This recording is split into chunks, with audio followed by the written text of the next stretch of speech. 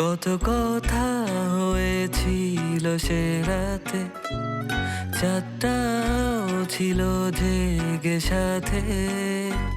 কত কথা হয়েছিল সে রাতে, চাঁদটাও ছিল জেগে সাথে। তবু কি হয়েও যেন কিছুই না হয়, তাই আমি ভুলে গেছি হারানোর ভয়। জোছনা মাখাই রাতে, চলো ভেসে যায় একসাথে, অসীম অনন্তকালে। It's okay, no problem. ভুল হতেই পারে মানুষের। ভুল তো হবেই। মনের মধ্যে যদি রাজপুত্রকে পুষে রাখো, ভুল হবে না তো শুদ্ধ হবে। তোমাদের খুনসুটি আর গেল না, তাই না? না আপু, আসলে আজকাল ও অযথাই কেন জানি রাগ করে। নাইমা, আমি কিন্তু এখন তোর উপর অনেক বিরক্ত হচ্ছি। চুপ কর। আচ্ছা শোন, বাবা তোর সাথে কথা বলতে চাচ্ছিল। আঙ্কেল কোথায় এখন? বাবা থানা ইনফর্ম করতে গেছে, আর পাশের থানার হচ্ছে তো বাবার বন্ধু। মানে ব্যাপারটা থানা পুলিশ পর্যন্ত চলে গেল। মানে আমি আমি কি বলবো, আমার আসলে বলার কিচ্ছু নেই।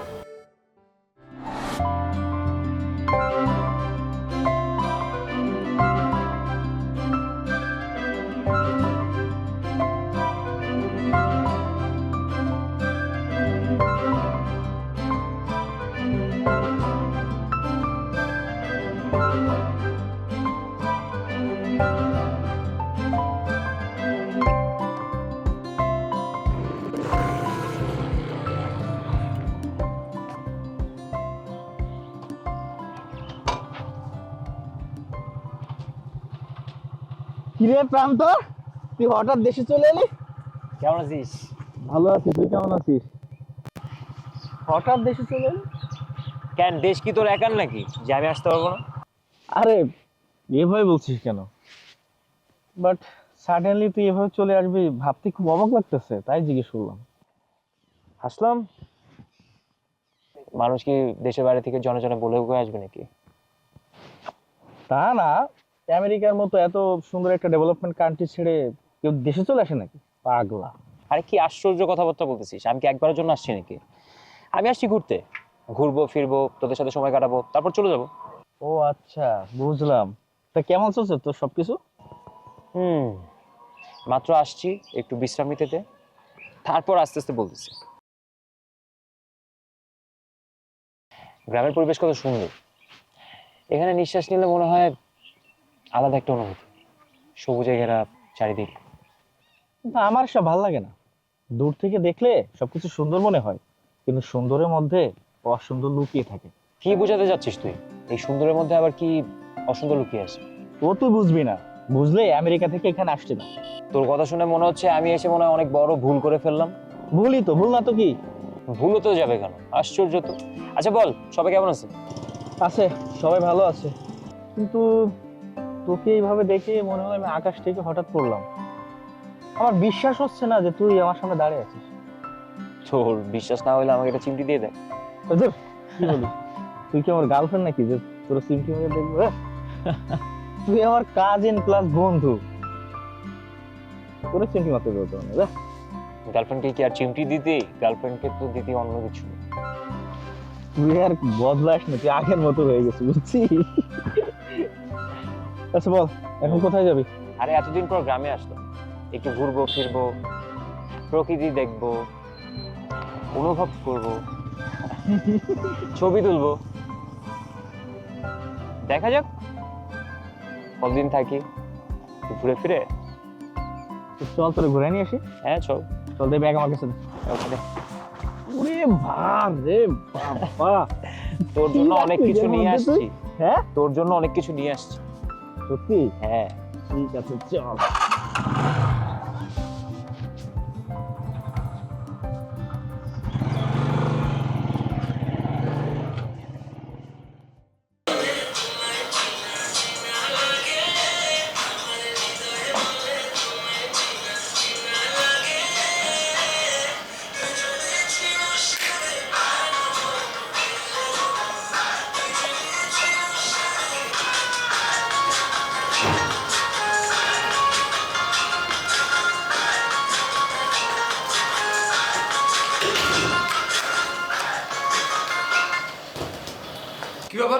গান বন্ধ করলে কেন?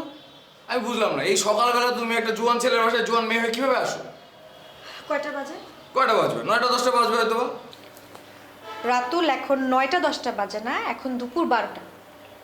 আমি 3 ঘন্টা ধরে তোমার জন্য পার্কে ওয়েট করছিলাম।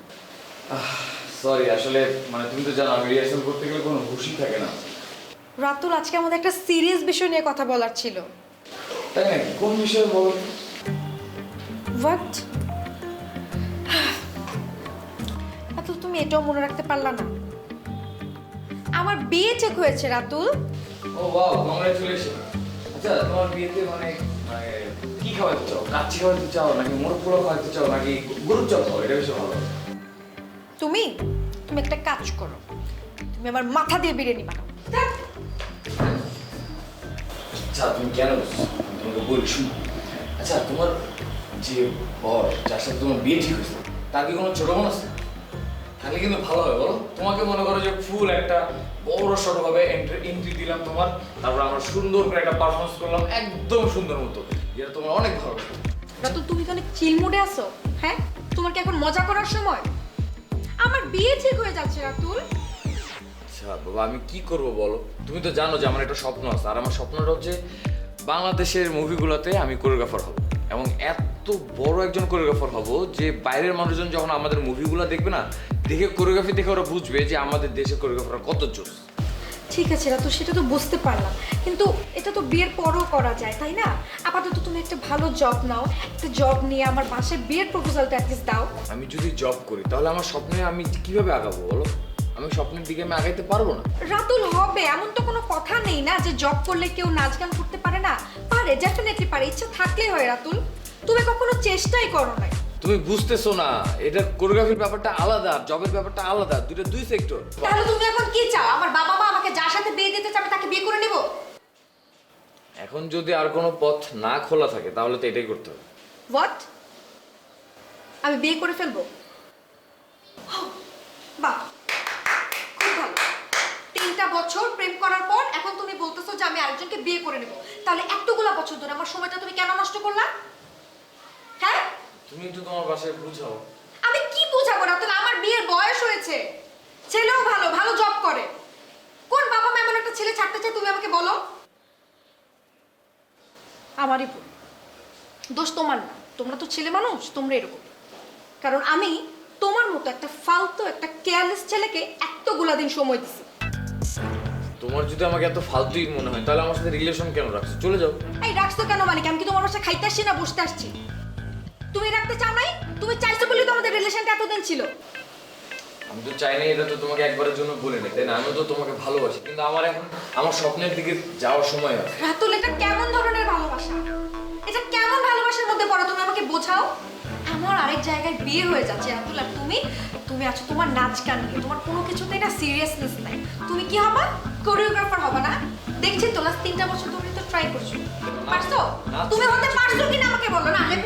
Let me finish. তুমি পারছো? কি করতেছো?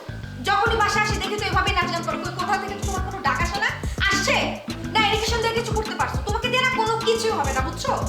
তোমরা চুপ, তোমরা হচ্ছে একটা ফালতু কেয়ারলেস নোংরা ছেলে, রাস্তার ছেলে তোমরা। তুমি যদি নাচ নিয়ে আর একটা কথা বলো আমি কিন্তু তোমাকে বাসা থেকে বের করে দেবো বলে দিলাম। এই তুমি আমাকে বের করে দিবা মানে? আমি কি তোমার সাথে খাইতে আসছি না নাচতে আসছি তোমার সাথে?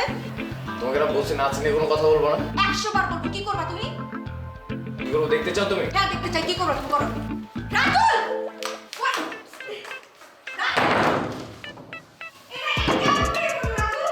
রাতুল, দরজা খোলো। তোমার এত বড় সাহস, তুমি আমাকে ঘর থেকে বের করে দিলা? দরজা খোলো। রাতুল!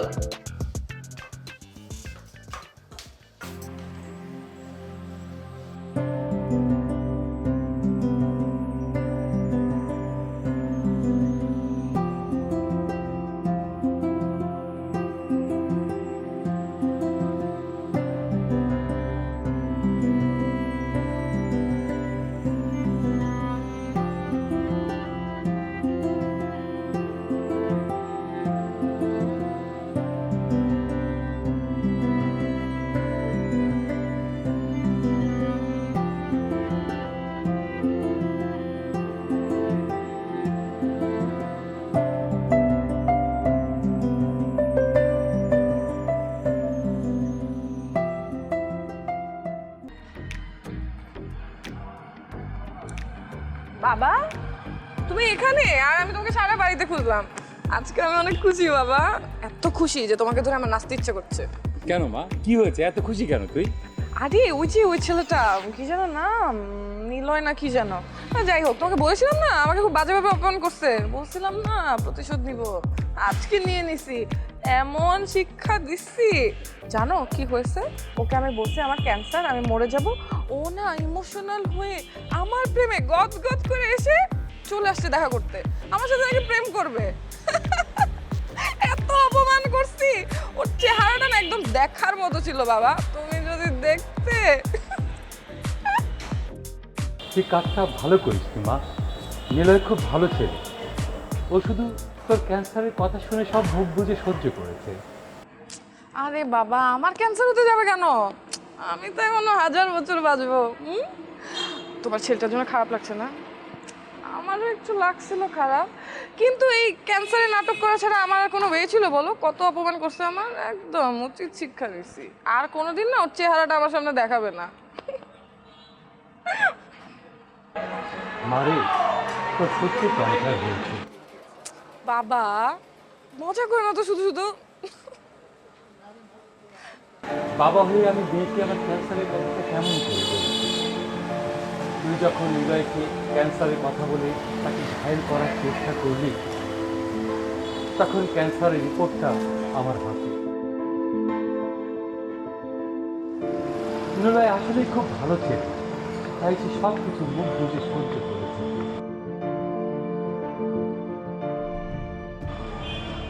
কিন্তু কিন্তু একজন বাবার কাছে একজন মেয়ের মৃত্যুর কারণ যে কত কষ্টকর, তা শুধুমাত্র এক বাবাই জানে, শুধুমাত্র এক বাবাই জানে।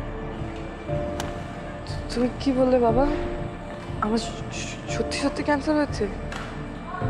মানে আমি নীলাকে যা যা বলেছি সব সত্যি? ক্যান্সারের নাটক করলাম, আমার আয়ু কম, এটা সব সত্যি?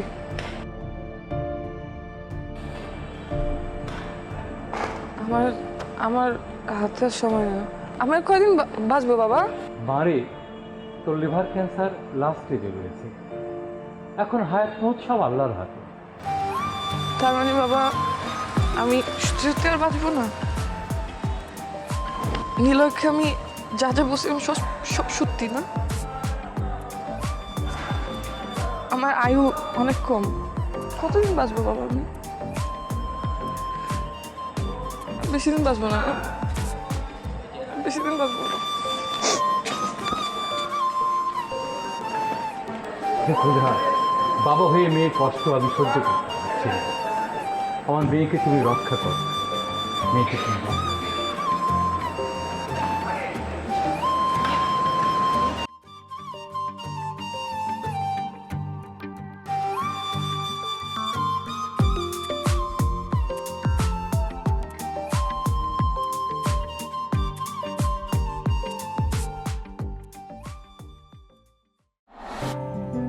ঢাকায় কেমন ছিল?